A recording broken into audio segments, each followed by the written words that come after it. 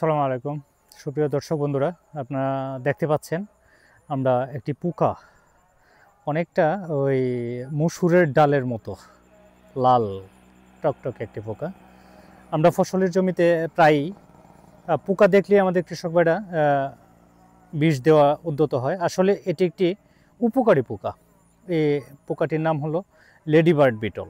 আসলে এই ladybird beetle যে পোকাটি, এই পোকাটি আমাদের ফসলের জন্য ক্ষতিকর না, এটি একটি উপকারী পোকা। আমাদের ফসলের ক্ষেত্রে বিভিন্ন রকম উপকারী পোকা থাকে, হ্যাঁ, যেমন লেডিবার্ড বিটল, ক্যারাবিট বিটল, মাকড়সা, ড্যামসেল ফ্লাই, ড্রাগন ফ্লাই সহ বিভিন্ন রকমের উপকারী পোকা থাকে। আমাদের কৃষক ভাইয়েরা যত্রতত্র কীটনাশক প্রয়োগের ফলে আমাদের সেই উপকারী পোকাগুলি দিন দিন বিলুপ্ত হয়ে যাচ্ছে এবং সেগুলিকে রক্ষা আমাদের অত্যন্ত গুরুত্বপূর্ণ রক্ষা করা। আর আশা করি আমরা উপকারী পোকামাকড় সম্পর্কে আমাদের ব্যাপক জানার দরকার, এবং কৃষক ভাইদের যদি ধারণা না থাকে এবং কৃষক ভাইরা সবসময় মনে করে যে পোকা হলেই খেতে বিষ দিতে হবে, আসলে না।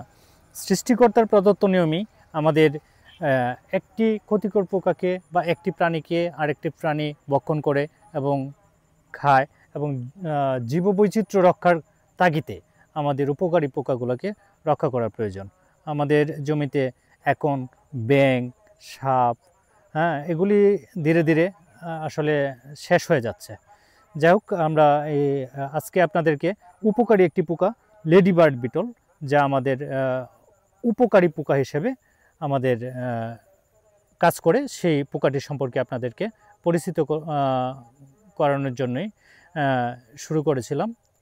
আসলে এই পোকাটি আমাদের কোনো ক্ষতি করে না, এটি আমাদের উপকারী পোকা। এবং অন্য যেমন আমরা অনেক সময় এই লেডিবার্ড বিটলের পোকার যে কীরা বা সেটি আমাদের ফসলের, যেমন আমরা বেশিরভাগ ক্ষেত্রে শিম গাছে পরিলক্ষিত হয় যে শিম গাছে দেখা যায় যে এই পোকার বাচ্চাটা ঝাপ পোকাকে খেয়ে ধ্বংস করে, এবং আমাদের ফসলের ক্ষেত্রেও, মাঠ ফসলের ক্ষেত্রেও অনেক সময় অনেক ছোটো ছোটো পোকাকে, জাপ পোকা যেগুলি, সেগুলিকে এই পোকা খেয়ে থাকে। ধন্যবাদ বন্ধুরা, ভালো থাকবেন।